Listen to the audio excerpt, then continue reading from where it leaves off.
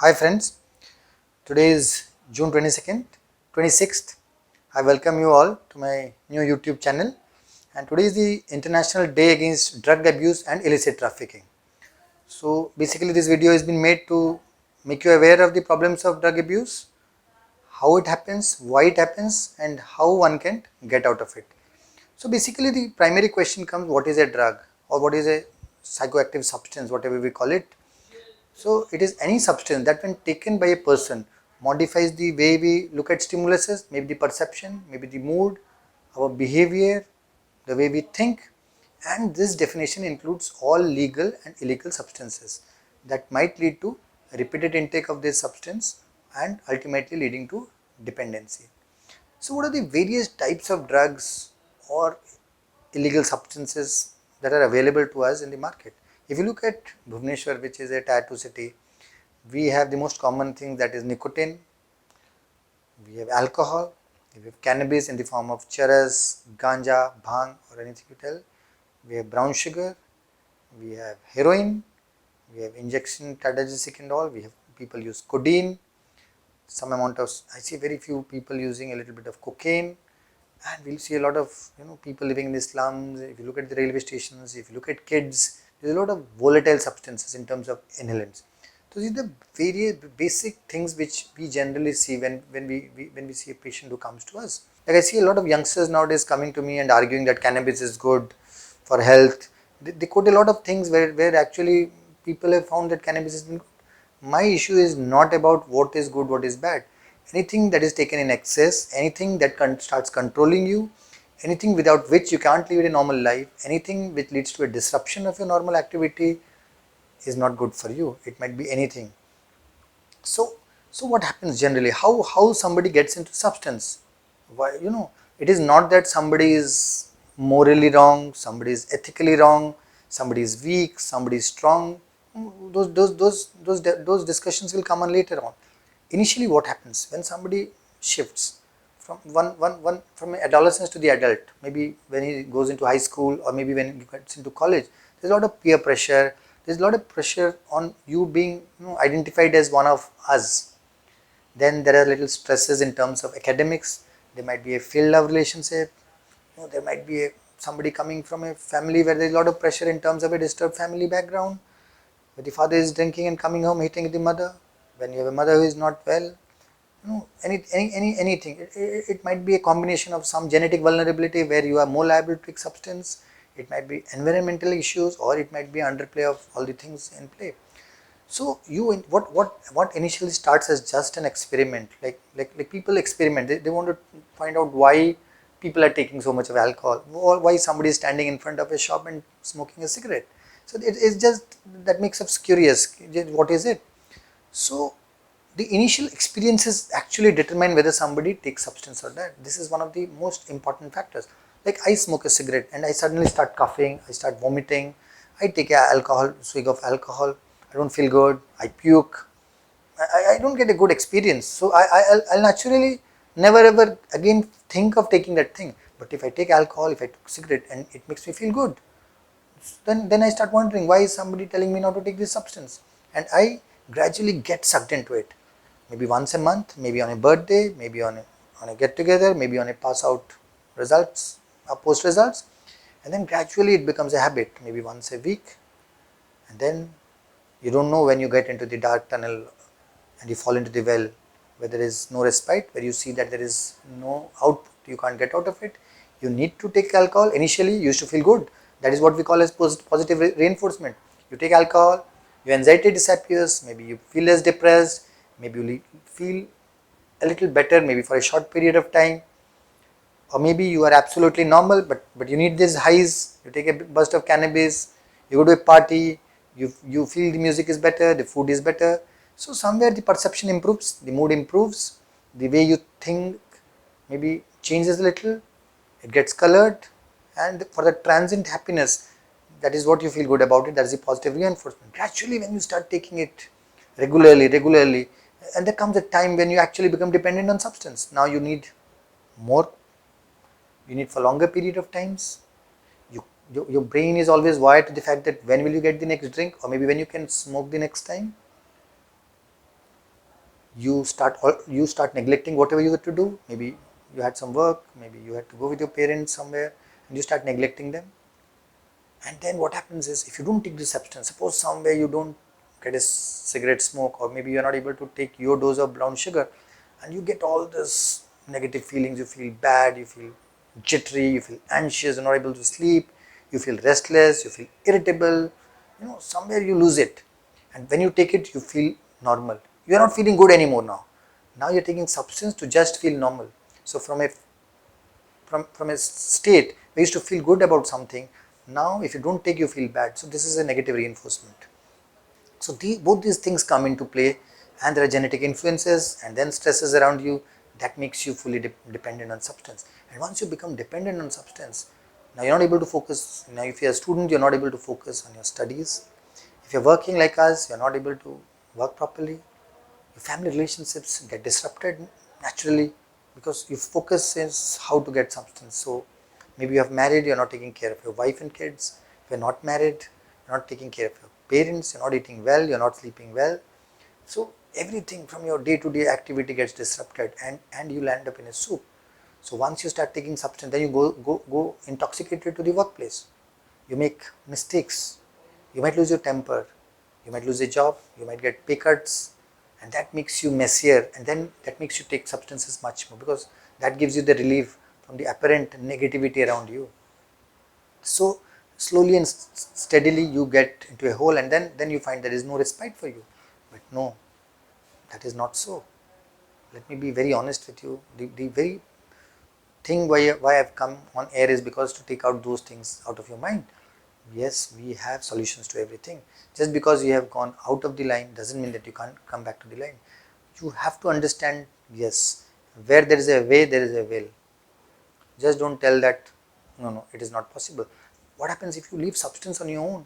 You might have severe withdrawal symptoms. If you're taking alcohol, the withdrawal symptoms are very, very bad. If you take opioid, maybe a brown sugar or a heroin, it is so severe. You will get severe pain. You will have, all these goose pimples. You will have loose motions. You will have running nose. You will have abdominal cramps. You're taking alcohol. You will feel restless. You can't sleep. You will start seeing spiders. You might have a fit. You might fall down in unconscious. You might speak irrelevantly, incoherent. You're taking cannabis. You lose your appetite. You're taking cigarettes again. So every substance has their own set of withdrawal symptoms, which are very, very severe, disabling, and much worse than what you feel when you take substance. So the argument will come, sir, I had tried to stop, but I cannot. So that is where we come into place. The moment you feel that you are unable to live without substance, the moment you start feeling that it is disrupting your normal life, the moment you feel that, yes, I need to get out of this system, please consult a psychiatrist. We are always there to help you, and it is not so difficult to get out of substance if you have the will, because we are there. If you just put your hands out, we will catch you and just make you cross the line. So what I want to impress on you is that how do we take care of people who come to us with substance abuse? So if you are addicted, or if you are in a dependence pattern, first of all, we try to detoxify. We try to take out the substance. Suppose you are taking alcohol. Our policy is, what does actually alcohol do? It is seen as depression. It just depresses your mood. It makes you feel good for a little period of time, but in the long run, it depresses your mind. So what we do, we replace these substances with some substances which mimic the action of the drug you are taking without the peripheral losses you have, and gradually we try to taper you off. Initially we detoxify you, then we give replacement therapies, and then we go on for maintenance therapy. So is drug therapy the only therapy for substance? No. Drug therapies are very, very important. It's an essential part, and it is much, much less dangerous than substances that you take. Because a lot of people also take substances when they are mentally ill. Maybe somebody having schizophrenia, somebody having anxiety disorder, somebody having insomnia. Many people tell me that I take alcohol because it makes me sleep. But what alcohol actually does to sleep is it maybe initiates your sleep better, but in the long run it disrupts your sleep structure. It makes you wake up early, and then you become dependent on sleep. So making an excuse for some problem will not suffice. You have to understand, no, this is creating much more problems than it is giving me solutions, because we have a better solution to the problem you have. So then we talk about, then there are a lot of psychological interventions, like we give cognitive behavior therapy, we give behavior therapy, we give marital therapy. People who have a disrupted marital life, we give marital therapy to them. People talk about sexual issues, like they take cannabis, maybe bhang, because it improves the sexual power. Yes, you have sexual issues, that's an important issue, but then we have better alternatives to the treatment. We have a lot of therapies in terms of, but two important therapies I want to discuss is a motivational therapy, where we call it as MET.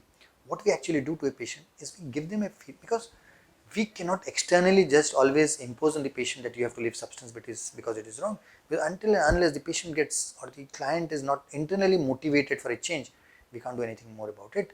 Maybe for the time he is with us, or maybe for the time when the parents or the guardians are looking after him, it's fine, he won't take substance. But the moment he becomes free, he will again catch hold of. So the internal motivation for change is so much important. So what we do actually is we give them a feedback on the risks. Suppose somebody takes alcohol, we talk about the risks involved with alcohol. Maybe what it is doing to the stomach, what it is doing to the intestine, what it is doing to the pancreas, what it is doing to peripheral nerves, whatever it is doing, what it does to the brain, what it does to the memory, what it does to whatever problems he's having in life. So we talk about, give him a feedback on the risks involved. Then we talking about that his responsibility. We tell him that it is your responsibility to change. It is in your hands that you can change. Then we give him advice that he needs to change. This is very important, because our communications has always to be clear. We cannot just tell that you are a useless man because you are taking substance. Again, it is a disease. Let us understand. It is not about character. It is not about only that somebody is doing it because he is just of loose. He is a loose man. It is a disease, and a disease has to be addressed as a disease is. There is a clear-cut pharmacotherapy. There is a clear-cut things which we should know to do. So we have to advise him for change. Then we have to give him a menu of what are the changes he can make in his life, and one of them being that he has to leave substance. That is how. Then we have to empathetically, we have to understand him. We have to be, we have to empathize with the patient, that why he is taking substance and how he can change himself. That is how we do it. So when we talk with the patient, what happens is, initially he will never accept that he has a problem. He'll tell me, I take alcohol maybe once in 10 days. I am always in control. So he would never be ready for change. So that is actually the pre-contemplation phase we tell. Then we talk about the problem to the patient. We make him understand. Then he starts understanding, yes, there is a problem. So he starts thinking that yes, there is a problem. Then he gets determined for change. We have to, we have to talk to him. We have to impress on him that yes, he's changed. Once he's determined for a change, then we tell him to modify his actions, maybe try to change himself. That is how we make the changes. What happens in substances? People leave substance. People leave alcohol. People leave opioid. People leave cannabis. People leave, but then they again relapse. So maintenance is one of the most important things. We talk to a lot of clients who talk that yes sir, I have left substance 3-4 times. It's so easy to leave. Leaving is just not leaving for 15 days or leaving is a permanent thing. So we talk about all those things to the patient. We make them determined. We make them change, and we make them maintain what they would. So the continuity phase is very, very important, where we are in therapy with the patient for 3 to 6 months, and then the patient might either relapse or might go into a absolute abstinent phase. So once patient goes into abstinent phase, we have to worry about patient not going to relapse again, because relapse is one of the most important things. Thing is how to prevent relapse, because relapse will happen. You have to make the patient understand that there is a chance that he might lapse. There is a difference between lapse and relapse. I was drinking alcohol 5 packs a day, 12 years. I have left alcohol by treatment, by therapy, and suddenly after 4 months, one day I take 2 packs in an office party, and then I get that feeling that no, I have relapsed. I can never get okay, and then again I get back into that pattern. Now you have to make the patient understand that once he has a lapse, he has to come back to us. It is our duty to impress on him that lapses might happen, but relapses should not. So you might ask me, what is the difference between a lapse and a relapse? Lapse is maybe just taking once, but relapse is going back to the original pattern of maybe taking 6 packs a day like he was doing it before. So if we catch hold of the lapse and then not get him into a relapse, that gives a lot of confidence to the patient. He should not feel that I have fallen down means I have to lie on the ground. No, we are there to pick you up again, because that might happen. Let us not become negative about somebody going into relapse, but then once somebody relapses, we have problems. So we have certain, ways where we prevent relapses. So we have to understand the circumstances on which a person takes substance. The environmental cues, maybe somebody is seeing a glass of soda, somebody is seeing a bottle, somebody moving in front of a bar where he used to take, might be the cue which might make him relapse. So let us try to prevent a bit all these things. One other important thing is the feelings, where I am bored, I am angry, I am sad. These are the feelings that somebody might think that when I was bored or when I was sad that time I used to take alcohol and used to feel good. So these are the basic things which might help us in preventing relapses. So what do we tell? When you feel like taking alcohol, please delay, come to us. If you feel like taking alcohol, maybe drink a glass of water. That gives you a feeling that yes, I am feeling sad and I drank something. So there is a psychological connection between that, and try to distract yourself. I am a good singer, I am a good dancer, let me do things which I used to feel good. So let me distract myself, let me delay, and let me drink a glass of water to give me that feeling that maybe this is as good as taking a glass of alcohol. So substance, I am not somebody, I am a teetotaler, I don't even drink tea. But I'm not a anti-substance thing. But the problem with us is we don't know how to control, we don't know where to stop, we don't know how to manage our things properly. And then it spirals into something which becomes uncontrollable and brings a bad name to everything around it. So yes, you might get into a problem behavior. Yes, you have a solution to it. Yes, we are always there for you. And yes, you can come back to what you were prior to what you were taking. So there is a way out. We are always there. And I hope substance should never control you. You should be in control of your circumstances, your situation, and whatever you want in life. Thank you so much. For further queries, you can always contact me at the given email ID.